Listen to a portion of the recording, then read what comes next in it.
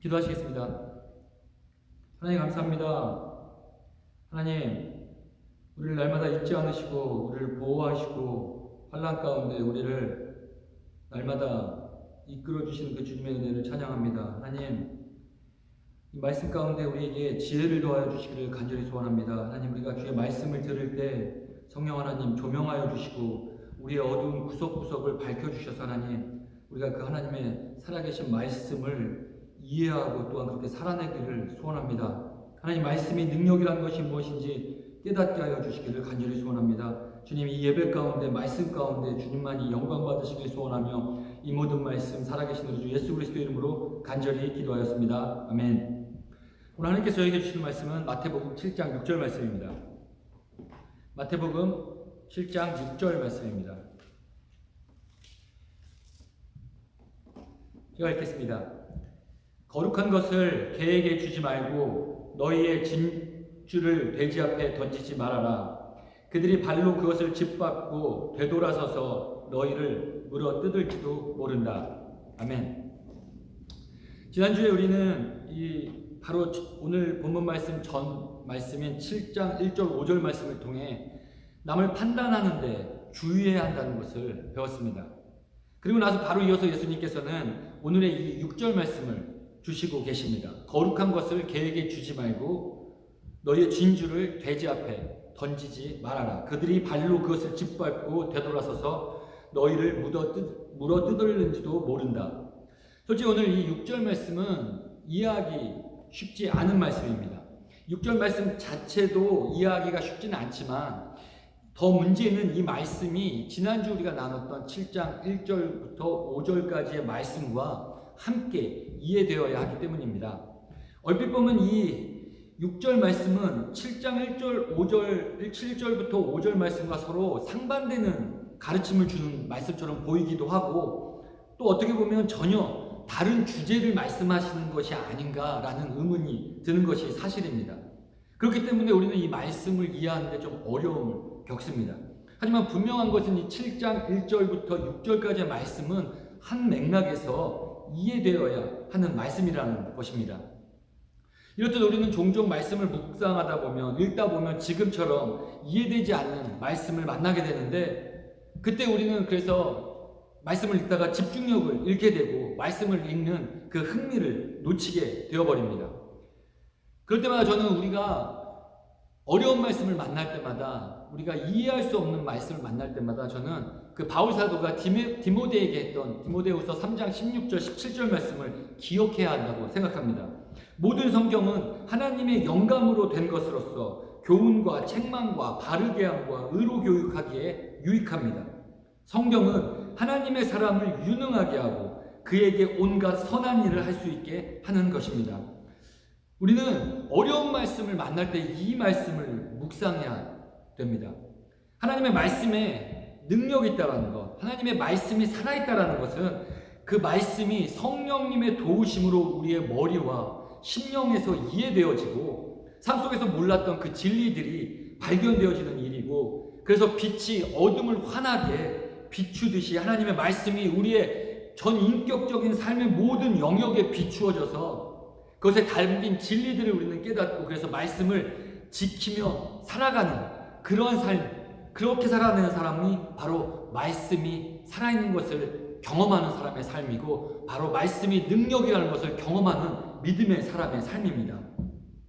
결국 우리 삶 안에서 말씀이 능력이 된다는 것은 말씀을 읽는 가운데 말씀의 그 의미를 깨닫고 삶 속에서 지켜냄으로써 하나님께서 기뻐하시는 이 3장 16절 17절 말씀처럼 하나님께서 기뻐하시는 온갖 선한 일을 할 수 있는 하나님의 능력의 사람으로 세상을 살아가는 것을 경험하는 일이라는 것입니다. 그래서 우리는 이해하기 어려운 말씀을 만날 때 첫 번째로 조심해야 할 것은 우리 생각으로 자의적인 해석을 해서는 안 되고 그것을 자제해야 합니다. 그 말씀 자체가 무엇을 의미하는지를 그 의미를 찾도록 노력해야 합니다.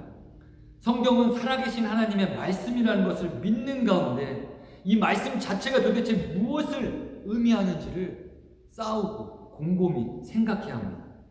한 번 번, 두 번, 세 번 계속 곱씹어 읽다 보면, 묵상하다 보면 그 말씀의 참 의미를 성령 하나님께서 깨닫게 해주신다는 말씀입니다. 그래서 어떤 면에서 우리가 말씀을 많이 읽는 것도 중요하지만, 어떻게 보면 말씀 속에서 하나님과 커뮤니케이션을 하는 일이 더 중요한 일입니다. 그래서 우리는 말씀을 많이 읽어야 합니다. 말씀을 에브리데이 읽어야 합니다. 하지만은 그 말씀을 읽는 양에 집중하기보다는, 내가 말씀을 오늘 10장 읽었어, 20장 읽었어, 30장 읽었어에 집중하기보다는 한 절을 읽더라도, 두 절을 읽더라도, 10절을 읽더라도 그 말씀 속에서 하나님께서 나에게 무엇을 말씀하시는가를 찾아내는 일이 성경을 읽는 데 있어 더 중요한 일이라는 말씀입니다. 신앙생활을 오래 하다 보니까 성경을 읽는 것이 어느샌가 의무적인 일로 되어버렸습니다. 그래서 꼭 성경을 읽어야 하기 때문에 의무감으로만 접근하게 되어버리면 우리는 말씀이 살아있다는 것, 말씀이 우리 삶의 능력이라는 것을 경험하기가 쉽지 않다는 겁니다.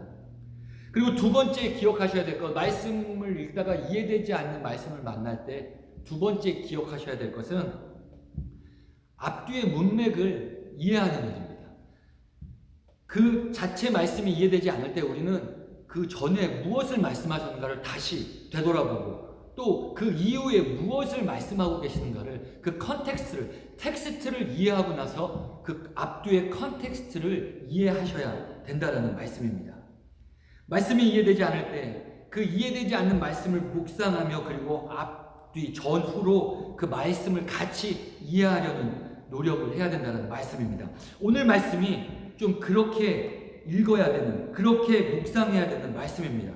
우리는 7장 1절부터 5절까지 말씀을 읽으며 처음에는 절대로 남을 판단해서는, 평가해서는 안 된다라는 가르침을 주시고 있는 것처럼 생각되지만, 지난주 나누었다시피 계속 읽다 보면 이 말씀은 절대로 단순하게 남을 판단하지 말 것을 가르치는 말씀이 아니라는 것을 우리가 알았습니다.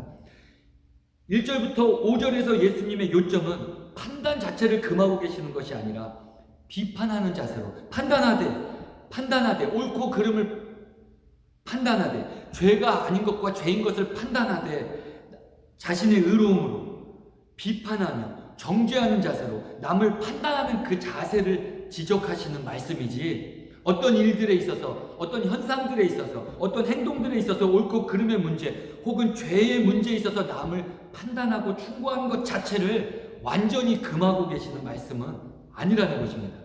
이 말씀의 문맥은, 이 말씀을 누구에게 하고 계시는가를 살펴볼 때 예수님은 당시 위선자들이었던 바리새인, 율법학자, 서기관, 대제사장들, 이들이 비본질적인 문제로 자신들의 전통과 자신들의 잣대로 다른 사람들을 쉽게 비난하는 것을 지적하고 계시는 말씀이었다는 사실입니다. 그래서 이 말씀은 우리 크리스찬들에게 살아가며 급하게 판단을 내리는 습성을 갖지 말 것을 가르치시는 말씀입니다. 우리의 잣대로 남을 정죄하거나 심판자의 자리에 앉지 말 것을 가르치는 말씀입니다. 이웃의 잘못을 분별하고 가르치고 올바로 잡아주되 그 약점을 과장해서 들춰내지 말라는 것을 포함하여 판단하되 말씀을 기준으로, 하나님의 말씀을 기준으로 사랑과 겸손한 마음으로 그 일들을 해야 한다는 것을 알려주신다고 우리가 지난주에 나누었습니다. 그러니까 1절부터 5절까지 말씀은 남을 판단할 때 그때 우리가 주의해야 할 우리의 자세와 자질에 대해서 말씀하고 계시는 겁니다. 그렇다면 이 6절 말씀을 어떻게 이해하는가? 결론부터 말씀드리면 이 6절 말씀은 이 6절 말씀의 그 결론부터 말씀을 드리자면 1절과 5절이 의로움에서 비롯되는 자비 없는, 사랑 없는, 무분별한 판단과 정죄 자체를 경계하는 말씀이라면, 이 6절 말씀에서는 비록 의로움에서 비롯된 판단이 아니고 사랑과 자비가 없는 무분별한 판단이 아닐지라도 그 대상을 잘 판단하여 지혜롭게 하나님의 말씀을 나눌 것을 가르쳐 주시고 계시는 말씀입니다. 결국 이 6절 말씀은 1절부터 5절 말씀에서 판단할 때 주의해야 될 또 다른 측면을 말씀해 주시고 있는 겁니다. 첫 번째 1절부터 5절에서는 내 자신의 영적 상태를 판단할 때 내 자신의 영적 상태를 먼저 돌아보라고 말씀하시는 거고, 두 번째는 이 6절 말씀에서 상대방의 영적 상태를 돌아보라고 말씀입니다. 예수님께서는 우리 크리스찬들이 살아가며 누군가에게 진리를 선포하고 죄와 싸우고 그 늪에 빠져 허덕이는 형제 자매의 잘못된 삶의 방향을 올바로 잡아줄 때 서로에게 덕이 되지 않을 수 있는 두 가지 위험이 있다라고 오늘 7장 1절부터 6절까지 말씀하시면서 그 첫 번째 위험이 바로 우리 자신에게 있고, 판단할 때 우리의 자질과 자세에 있고, 두 번째 도사리고 있는 위험은 바로 판단하는 사람을 올바로 분별해야 된다라는 말씀입니다. 다시 이 7장 1절 6절의 말씀을 좀 더 잘 이해하기 위해서 우리는 6절 말씀 이 자체가 무엇을 의미하는지 좀 자세히 보도록 하겠습니다. 6절 말씀에서 예수님께서는 두 종류의 동물, 개와 돼지를 예로 들어 비유로 말씀하십니다. 첫 번째 개입니다. 예수님 당시 이 개는 우리 지금 시대의 이 개와 컨셉이 완전 달랐습니다. 지금 시대의 개들은 우리가 애완견, 반려견이라고 부르면서 가족의 한 구성원으로 여기고 같이 사람들과 뒹굴고 먹고 자고 합니다. 그리고 또 관리도 잘 받아서 보면 개들 정말 귀엽고 어떤 큰 개들도 멋있고 어쨌든 깨끗하고 잘 관리되어 있는 것들이 보입니다. 하지만 1세기 당시에는 물론 사람들과 같이 살며 교육받고 훈련받았던 개들도 있긴 있었지만 대부분의 개들은 동네를 떼지어 돌아다니고, 그리고 주인 없는 개들이 대부분이었고, 이 마을 저 마을 돌아다니면서 먹을 것을 찾기 위해 쓰레기 더미를 뒤지며 지저분하게 그리고 더럽게 살아가는 그러한 동물로 여겨졌습니다. 그리고 무엇보다도 이 개는 시체를 먹기도 했기 때문에 부정한 동물로 취급받았었습니다. 열왕기상 21장 24절의 말씀을 보면 이렇게 말씀합니다. 주님께서는 이세벨을 두고서도 개들이 이스라엘 성 밖에서 이세벨의 주검을 찢어 먹을 것이다 하고 말씀하셨습니다. 아합 가문에 속한 사람은 성 안에서 죽으면 개들이 찢어 먹을 것이고 성 밖에서 죽으면 하늘의 새들이 쪼아 먹을 것이다. 그리고 신약에 와서도 부자와 나사로의 이야기에서도 그 부자의 집 문 앞에 쓰러져 있던 나사로, 이 개가 다가와서 그 상처를 핥는다는 말씀이 나오는데, 이것은 그 떠돌아다니던 개가 나사로가 쓰러져 있자 혹시 이 나사로가 죽었는지 안 죽었는지 확인하기 위해 하는 행동이었습니다. 그리고 시편 22장 16절 말씀을 보면 개들이 나를 둘러싸고 악한 일을 저지르는 무리가 나를 애워싸고 내 손과 발을 묶었습니다. 이렇듯 성경에서는 개들을 표현할 때, 개들을 묘사할 때 주로 위협적인 동물로, 지저분하고 더러운 동물로, 수치를 모르는 부정한 동물로 묘사하고 있다는 사실입니다. 그리고 두 번째 동물인 돼지도 마찬가지였습니다. 잘 아시는 것처럼 이 돼지는 유대인들에게 부정한 동물로 여겨졌습니다. 레위기 말씀을 통해 그리고 율법의 말씀을 통해서 이 돼지는 부정한 동물이니 먹어서는 안 된다고 율법으로 하나님께서 금하고 계셨습니다. 그리고 이사야서에서도 이 돼지와 부정한 짐승을 먹는 자들은 모두 멸망할 것이라고 말씀하셨습니다. 이런 개와 돼지에게 6절 말씀을 보니 예수님께서 거룩한 것과 진주를 그들에게 던지지 말라고 말씀하십니다. 여기서 이 거룩한 것은 성경학자들 사이에서 의견이 조금 나뉘긴 하지만 대부분 이 거룩한 것은 성전 제사에 쓰여진 희생제물을 의미할 것이라고 말합니다. 레위기 말씀에 보면 성전 제사 때 드려진 희생제물들은 성전 제단에서 대부분 태워지게 되는데 그중 일부를 제사장과 그리고 그 희생제물을 드린 당사자가 가져가서 먹을 수가 있었습니다.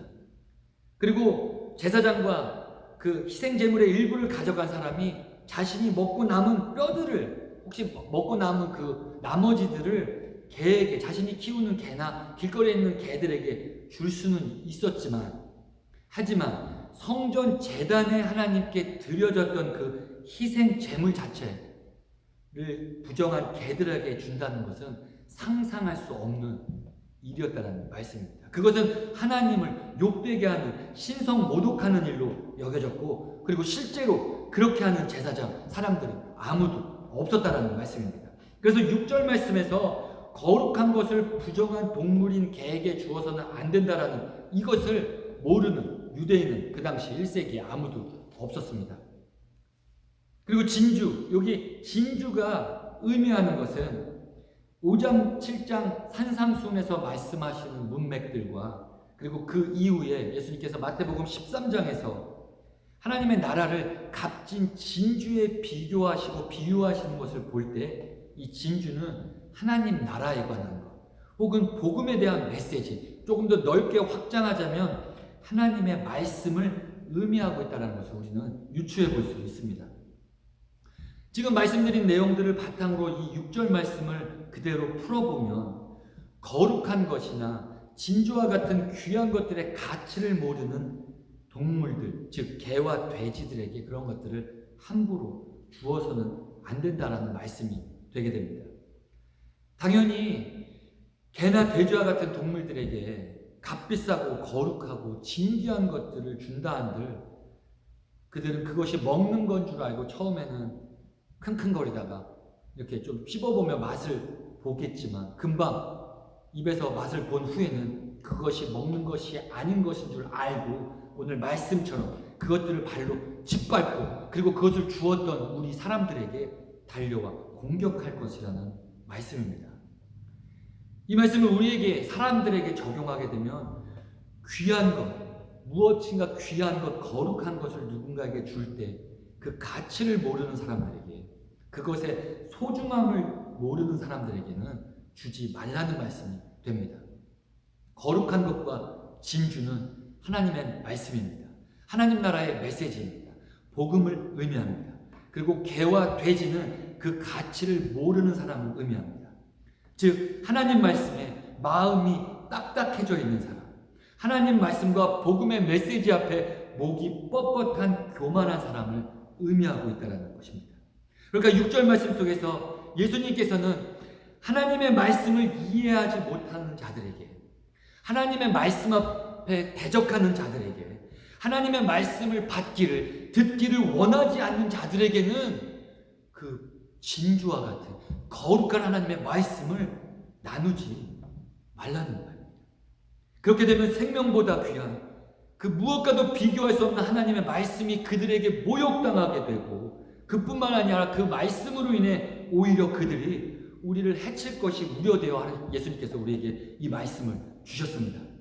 이 말씀을 우리에게 이 시대 삶에 적용해 보면 교회 안에서 누군가에게 우리가 사랑의 마음으로 형제자매가 죄 속에 있는, 죄와 싸우고 있는, 죄의 늪에 있는 형제자매의 그 죄를 돌이키기 위해 그들이 무엇을 잘못했는지 그들의 죄에 대하여 우리가 하나님의 말씀을 갖고 나눌 때도 모든 형제자매들이 그것을 받아들이지는 못할 수 있다는 것을 말씀하고 있습니다. 사무엘 선지자가 사울 왕이 하나님의 길에서 벗어나 죄를 지었을 때 하나님의 마음을 알려주며 그 사울 왕에게 충고하며 가르쳤습니다. 하나님의 말씀을 전했습니다. 하지만 사울은 사무엘로부터 받은 그 하나님의 충고를, 하나님의 말씀을 받아들이지 못했습니다. 사울은 하나님의 그 거룩한 말씀을, 그 진주와 같은 보배와 같은 말씀을 자신의 발로 짓밟고 무시했습니다. 그래서 그 이후 사무엘은 사무엘상 15장 말씀을 보면 더 이상 사울을 만나지 않았다라고 성경은 기록하고 있습니다. 하지만 다윗은 그보다 더 큰 죄를 저질렀던 다윗은 자신의 부하 장수 아내 밧세바를 취하고 부하 장수마저 죽게 만들었던 그 다윗은 나단 선지자로부터 그 자신의 죄에 대해 충고의 말씀을 들었을 때 회개하고 돌이켰습니다. 사울은 받아들일 준비가 되어 있지 않은 사람이었습니다. 그런 사람들에게 아무리 사랑과 겸손한 마음으로 충고한다 할지라도 그것이 그들에게 워킹하지 않게 될 것이라는 말씀입니다. 모든 일에 때가 있듯이 능력의 하나님 말씀이라고, 귀한 하나님의 말씀이라고 해도 그 받는 사람의 마음의 준비가 아직 때가 되지 않았다면 아무 소용이 없게 된다는 것입니다. 그래서 우리는 우리의 마음가짐도 돌아봐야 하지만, 판단함에 있어서 우리의 자세도 돌아봐야 하지만 상대방의 영적 상태를 제대로 보는 안목과 통찰력을 갖고 그 하나님의 말씀을 증거해야만 한다는 겁니다. 잠언 9장과 7절 9절 말씀을 보게 되면 이렇게 말씀합니다. 거만한 사람을 훈계하면 수치를 당할 수 있고 사악한 사람을 책망하면 비난받을 수 있다. 거만한 사람을 책망하지 말아라. 그가 너를 미워할까 두렵다. 지혜로운 사람은 꾸짖어라. 그가 너를 사랑할 것이다. 지혜로운 사람은 훈계를 할수록 더욱 지혜로워지고 의로운 사람은 가르칠수록 학식이 더할 것이다. 잠언 23장 9절 말씀에서 또 이렇게 이야기합니다. 미련한 사람의 귀에는 아무런 말도 하지 말아라. 그가 너의 슬기로운 말을 업신여길 것이기 때문이다. 결국 아무리 좋은 말씀, 지혜로운 훈계라고 할지라도 상대방의 마음의 상태와 영적 상태에 따라 그것이 서로에게 덕이 되지 않고 하나님께 그 일이 영광 돌릴 수 없는 일이 될 수 있다는 말씀입니다. 우리는 이것을 전도할 때 또한 좀 경험하는 것 같습니다. 하나님의 말씀을 불신자들에게 증거할 때 이것을 또한 경험하게 됩니다. 복음을 우리가 듣고 은혜를 받아서 우리가 마음이 뜨거워져 복음을 증거하고 간증을 우리의 이웃들과 가족들과 우리의 직장 동료들에게 그 하나님의 복음의 능력을 나누게 되지만 그들에게 이 말씀을 전할 때 우리가 그들이 이 말씀 받지 못하고 이 말씀을 튕겨내는 것을 우리가 종종 경험한다는 사실입니다. 그들의 복음을 증거할 때 그들의 냉담한 반응을 우리는 경험하게 된다는 말씀입니다. 이 하나님의 귀한 말씀이 그들의 심령에 심기어지지 않는 것을 우리는 경험합니다. 그러다 보면 우리의 마음도 차가워지고 우리의 마음도 또 우리의 의로움으로 가득 차게 되어서 전도하는 가운데 우리는 그 사람을 어느 순간 설득하려고 노력하게 되고 최악의 경우 우리는 그 사람과 말다툼하게 되고 그 전도의 행위가 신학적인 논쟁으로 번져지게 된 것들을 우리는 경험한다는 말씀입니다. 이 6절의 이 말씀은 크리스찬으로서 우리가 이 악한 세상을 살아가며 우리는 이 진주와 같이 귀하고 거룩한 하나님의 복음을 증거하며 말씀으로 죄에 대하여 판단하며 어떤 현상에 대하여 분별하며 살아가야 하지만 아무에게나 누구에게나 우리의 의지 또는 우리의 의로움으로 무분별하게 증거하거나 나눠서는 안 된다라고 가르치시는 말씀입니다.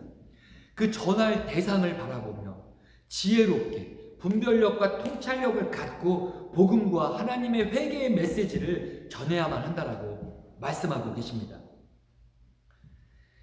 그리고 이것은 잘 생각해보면 말씀 가운데 공생애 가운데 우리 예수님의 사역에서 또한 확인되어집니다.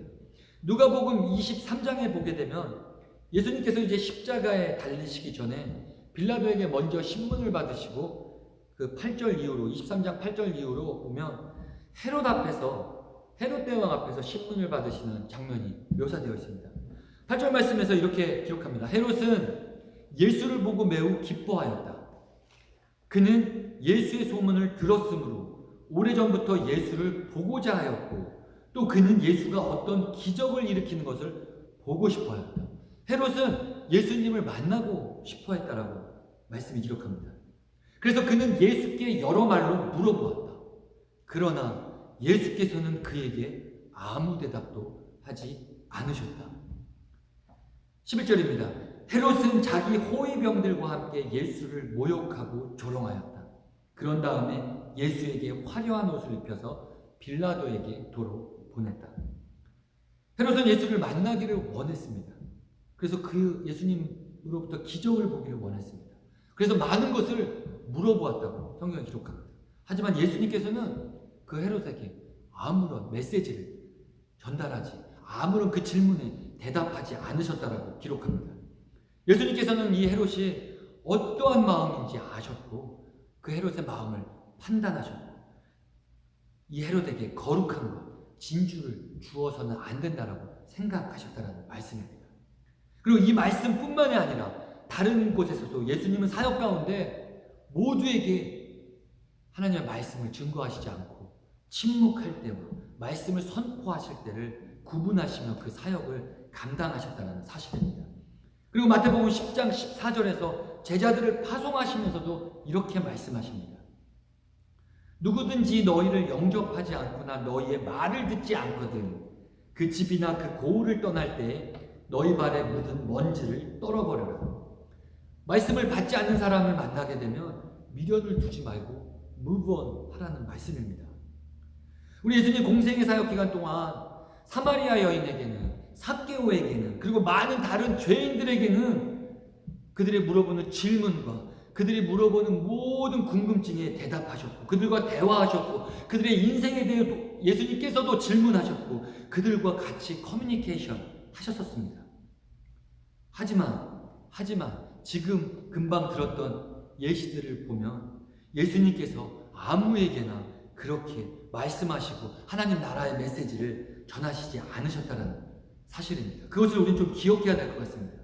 말씀 받을 준비가 되어 있는 자들을 예수님께서 구별하셨고, 그래서 그 말씀 준비가 되어 있는 자들 밭을 보고 때로는 책망하시고, 때로는 위로의 메시지로, 때로는 하나님의 말씀을 강력하게 선포하심으로 지혜롭게 그 하나님의 말씀을 나누셨다는 사실을 기억하자는 말씀입니다.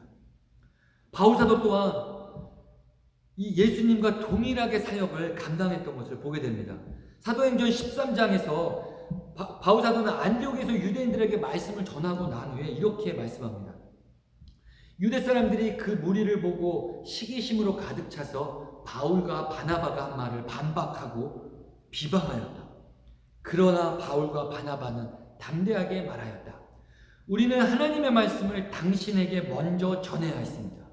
그러나 지금 당신들이 그것을 배척하고 영원한 생명을 얻기에 합당하지 못한 사람으로 스스로 판정함으로 우리는 이제 이방 사람들에게로 갑니다. 안디옥에서 바울은 하나님의 명령으로 그들에게 말씀을 전해야만 했다라고 말하고 있습니다.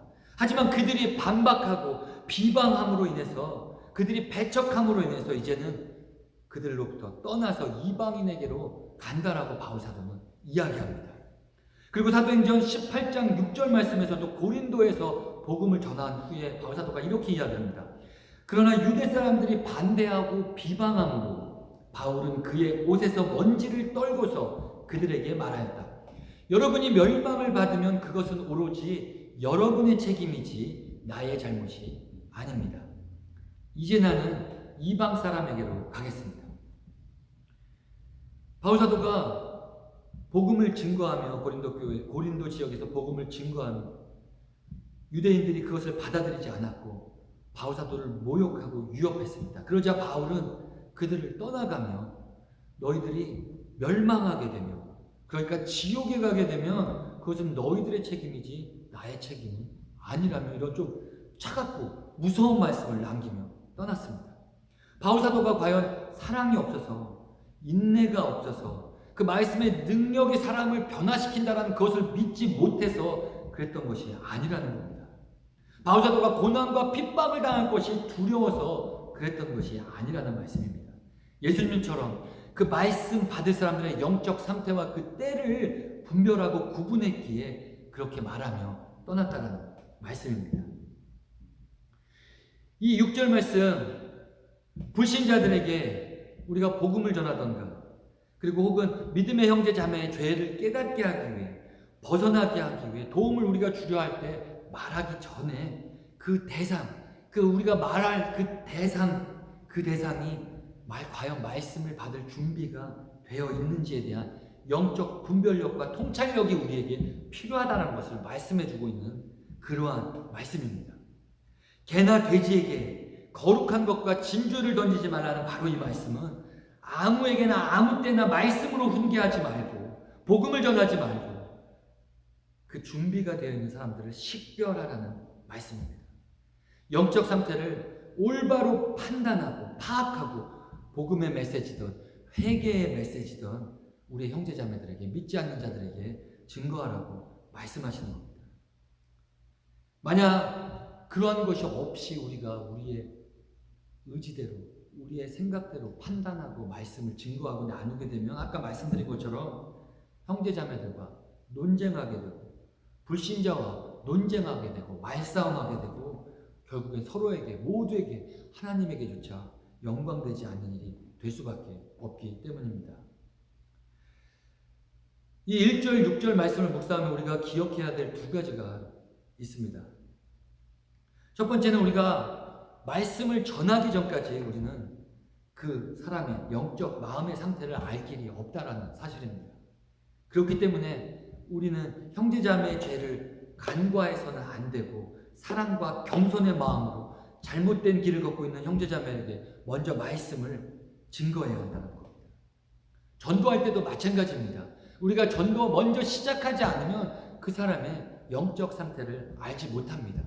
그냥 우리의 머릿속으로 판단하고 가만히 있어서는 안 된다는 말씀입니다. 때를 얻든지 못 얻든지 복음을 증거하고 그리고 생각하되 그리고 그 사람 옳고 그름을 판단하되 그러는 가운데 그 복음의 메시지를 받는 대상의 영적 상태를 살피고 그리고 그 말씀을 나누는 가운데 그들이 혹시 건조하게 반응하고 있지 않은지 딱딱하여진 마음으로 적대감을 품는 마음으로 그 말씀에 반응하고 있지 않는지 확인하고 그것을 식별했다면 구별했다면 반드시 멈추어야 된다는 말씀입니다.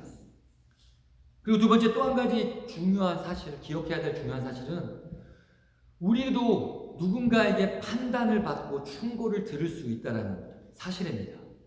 우리도 늘 올바른 판단을 하는 주체로 서 있지 않다는 사실입니다.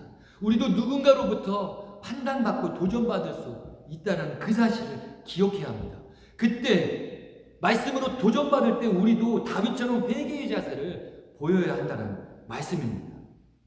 우리 중 누구도 완벽하게 늘 판단하는 포지션에 서 있을 수 없고 살아가며 우리도 어느 순간 죄에 빠져 그리고 우리도 모르는 사이에 죄의 유혹에 넘어가서 누군가로부터 사랑과 겸손의 충고를 듣게 되는 그러한 것을 경험할 수 있게 된다는 겁니다. 그럴 때 우리는 이 말씀 속에 개나 돼지처럼 그 하나님의 말씀 앞에 무감각하게 교만하여져서 그리고 그 말씀을 듣지 않으려는 자세로 적대감을 품지 말고 그것이 하나님의 말씀이라는 것을 올바로 인식하는 그러한 자세로 살아내야 된다는 말씀입니다. 누군가 우리를 향해 사랑의 마음으로 다가와 하나님의 말씀을 충고할 때 그 충고를 우리는 지혜롭게 받아들여 우리의 행실을 다시 돌아보고 회개할 것이 있다면 회개해야 된다는 말씀입니다. 지난주부터 나눴던 이 7장 1절부터 오늘 6절 말씀까지 이 말씀을 좀 정리하면 이렇습니다. 판단하지 말라는 말씀이 아니고 우리가 누군가를 판단하고 말씀을 나눌 때 첫 번째는 사랑과 겸손의 마음으로 그 일들을 행하고 있는가를 돌아봐야 하고 두 번째는 그 말씀 받는 사람의 영적 상태를 반드시 올바로 식별할 것을 요구하고 있다는 것입니다. 우리는 언제나 진리에 머물러 진리의 말씀 안에 머물러 옳고 그름, 죄를 분별하는 가운데 살며 하나님의 말씀을 가르치고 모두에게 전해야 하지만 오늘 말씀에서 살펴보았듯이 그 일을 행함에 있어서 늘 신중하고 지혜롭게 행동해야 한다는 것입니다. 성령 하나님의 인도하심을 따라 우리의 의지와 열정, 우리의 의로움대로가 아닌 하나님의 계획과 뜻 안에 움직여야 한다는 사실입니다. 그렇게 될 때 하나님의 말씀은 우리의 공동체를 더욱 진리로 무장하게 만들고 우리 모두가 그 진리를 기뻐할 수 있고 그리고 그 진리는 우리 삶 속에서 더욱 빛나고 하나님께서 결국 영광 받으시게 된다는 말씀입니다. 바라기는 우리가 판단할 때 조심해야 되겠습니다. 우리 형제자매들이 남을 판단할 때 특별히 조심해야 되지만 말씀에 거하는 가운데 성령님의 인도하심에 예민하게 반응하고 늘 깨어 있어서 하나님과 교통하는 가운데 하나님께서 우리를 통해 누군가에게 그 사랑의 메시지를 전달하게 하신다면 담대함으로 일어나 그에게 말씀을 전하시고 또한 그 반응을 살펴보고 하나님께서 하실 일들, 하나님의 자리를 우리는 내어드리는 그러한 연습을 좀 해야 될 것 같습니다. 가만히 있지 마시고 진리 안에 머무르시고 그 진리를 반드시 선포하시고 그 진리를 붙잡고 하나님의 말씀의 능력을 경험하며 살아내시는 저와 우리 청년들 되시기를 주님의 이름으로 간절히 축원합니다. 기도하시겠습니다. 하나님 참 감사합니다. 하나님, 우리가 하나님의 그 귀한 모든 말씀들을 이해할 수 있는 능력이 우리에게 있지 않음을 다시 한번 이 시간 고백합니다.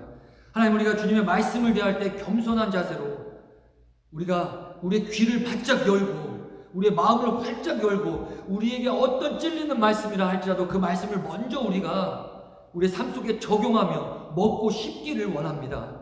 하나님, 그럴 때 성령님 우리의 마음을 비춰주시기를 원합니다. 환하게 비춰주셔서 그 진리의 말씀이 우리의 인생의 모든 곳곳에 심겨질 수 있도록 주님 도와주시기를 간절히 원합니다. 그렇게 살아가며 그러는 가운데 성령님 우리로 세상을 보게 하시고 세상의 옳고 그름에 판단하지 못하고 살아가며 그리고 죄에 빠져 허덕여 살아가는 자들에게 그 진리의 말씀을 사랑과 겸손의 자세로 선포하게 하셔서 하나님이 교회가 빛과 소금의 직분을 감당하는 그러한 일들에 그러한 사역에 우리가 사용되어질 수 있도록 주께서 인도하여 주시기를 간절히 소원합니다. 무엇보다도 하나님, 우리의 마음이 그 하나님의 말씀을 귀한 것으로 받는 그러한 마음을 심어주시기를 소원하고 무엇보다도 그 예수 그리스도의 사랑과 자비의 마음을 심어주시기를 소원합니다. 그 마음으로 우리가 말씀이 능력되어 살아가는 자들이 되어질 수 있도록 주께서 우리에게 은혜를 더하여 주시기를 간절히 소원하며 이 모든 말씀 살아계신 우리 주 예수 그리스도의 이름으로 간절히 기도하였습니다. 아멘.